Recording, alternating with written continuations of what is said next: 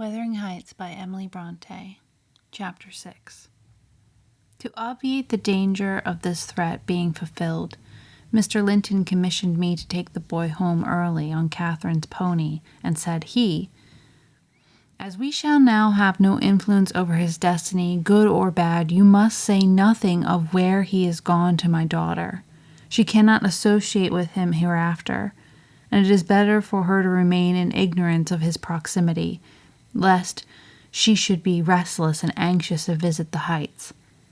Merely tell her his father sent for him suddenly, and he has been obliged to leave us." Linton was very reluctant to be roused from his bed at 5 o'clock, and astonished to be informed that he must prepare for further traveling. But I softened off the matter by stating that he was going to spend some time with his father, Mr. Heathcliff, who wished to see him so much he did not like to defer the pleasure till he should recover from his late journey. "My father?" he cried, in strange perplexity. "Mamma never told me I had a father. Where does he live? I'd rather stay with uncle." "He lives a little distance from the Grange," I replied, "just beyond those hills. Not so far, but you may walk over here when you get hearty. And you should be glad to go home and to see him. You must try to love him as you did your mother, and then he will love you." "But why have I not heard of him before?" asked Linton. "Why didn't Mamma and he live together, as other people do?" "He had business to keep him in the north," I answered, "and your mother's health required her to reside in the south." "And why didn't Mamma speak to me about him?" persevered the child. "She often talked of Uncle, and I learned to love him long ago. How am I to love Papa? I don't know him." "Oh, all children love their parents," I said. "Your mother perhaps thought you would want to be with him if she mentioned him often to you. Let us make haste. An early ride on such a beautiful morning is much preferable to an hour's more sleep." "Is she to go with us?" he demanded. "The little girl I saw yesterday." "Not now," replied I. "Is Uncle?" he continued. "No, I shall be your companion there," I said. Linton sank back in his pillow and fell into a brown study. "I won't go without Uncle," he cried at length. "I can't tell where you mean to take me." I attempted to persuade him of the naughtiness of showing reluctance to meet his father. Still he obstinately resisted any progress towards dressing, and I had to call for my master's assistance in coaxing him out of bed.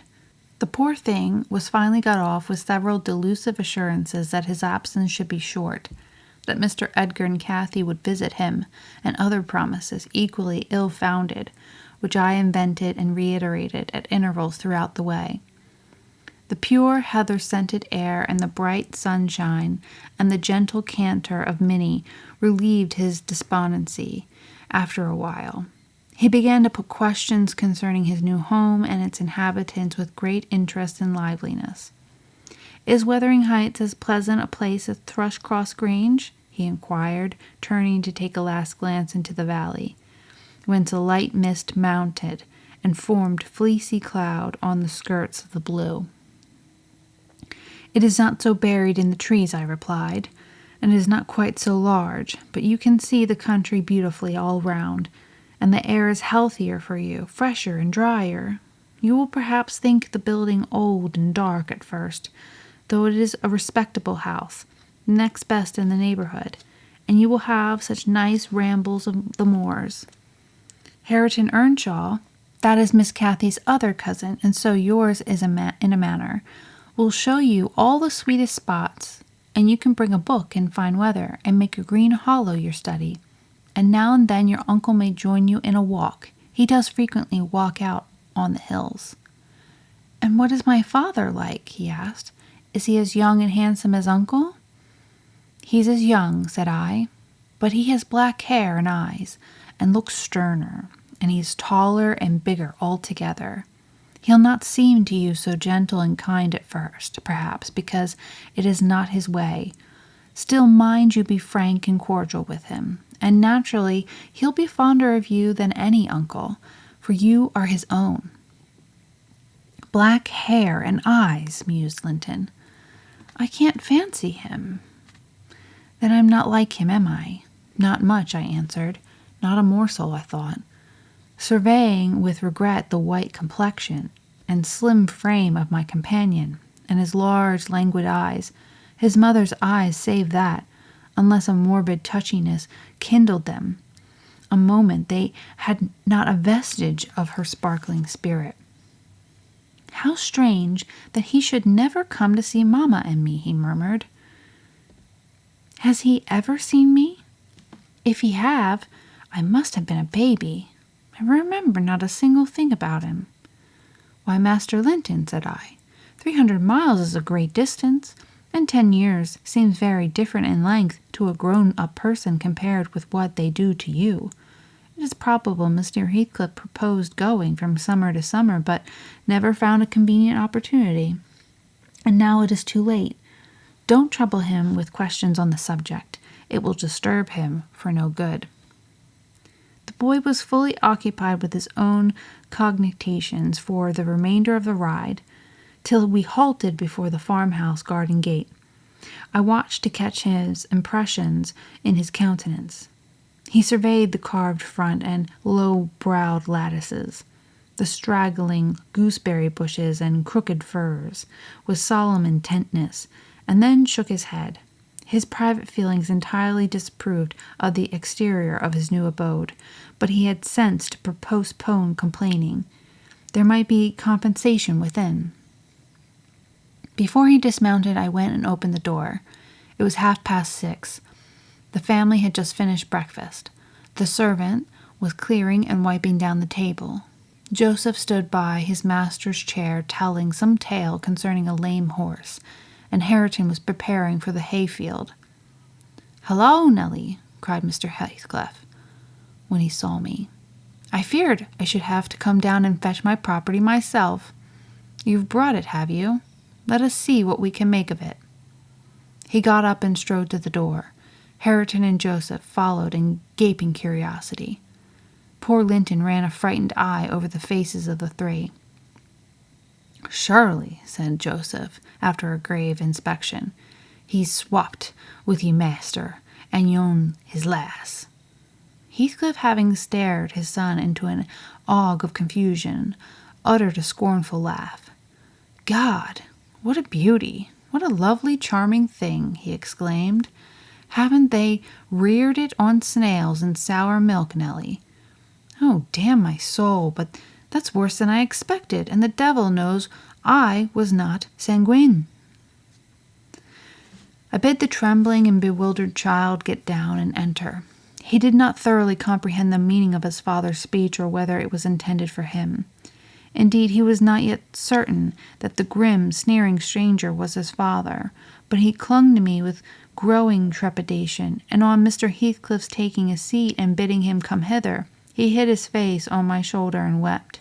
"Tut, tut," said Heathcliff, stretching out a hand and dragging him roughly between his knees, and then holding up his head by the chin. "None of that nonsense. We're not going to hurt thee, Linton. Isn't that thy name? Thou art thy mother's child entirely. Where is my share in thee, pullin' chicken?"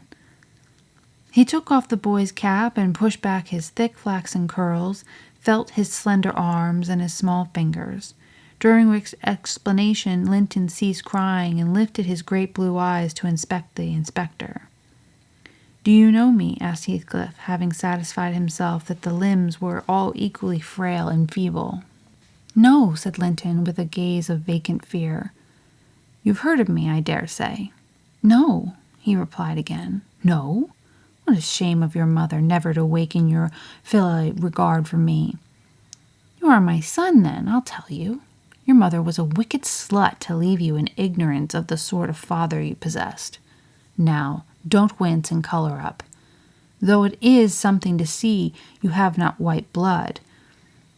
Be a good lad, and I'll do for you. Nelly, if you be tired, you may sit down, if not get home again. I guess you'll report what you hear and see to do the cipher at the Grange. And this thing won't be settled while you linger about." "Well," replied I hope you'll be kind to the boy, Mr. Heathcliff, or you'll not keep him long, and he'll all you have akin in the wide world that you will ever know. Remember, I'll be very kind to him. You needn't fear," he said, laughing. "Only nobody else must be kind to him. I'm jealous of monopolizing his affection. And to begin my kindness, Joseph, bring the lad some breakfast. Hareton, you infernal calf, be gone to your work.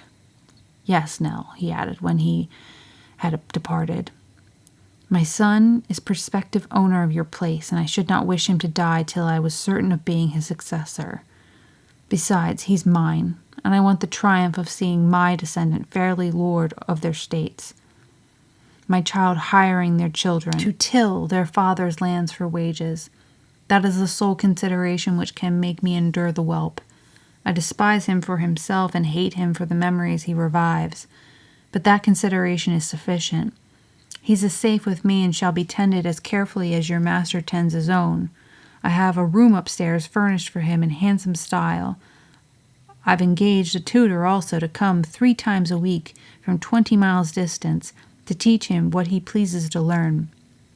I've ordered Hareton to obey him, and in fact I've arranged everything with a view to preserve the superior and the gentleman in him above his associates. I do regret, however, that he so little deserves the trouble. If I wished any blessing in the world, it was to find him a worthy object of pride, and I'm bitterly disappointed with the whey-faced, whining wretch." While he was speaking, Joseph returned bearing a basin of milk porridge and placed it before Linton. He stirred round the homely mess with a look of aversion and affirmed he could not eat it. I saw the old man's servant shared largely in his master's scorn of the child, though he was compelled to retain the sentiment in his heart, because Heathcliff plainly meant his underlings to hold him in honor. "Cannot eat it," repeated he, peering in Linton's face and subduing his voice to a whisper for fear of being overheard. "But Maester Hareton never ate naught else when he were a little and I'd what were good enough for him's good enough for ya, I'd rather think." "I shan't eat it," answered Linton snappishly. "Take it away." Joseph snatched at the food indignantly and brought it to us. "Is there aught else in the victuals?" he asked, thrusting the tray under Heathcliff's nose.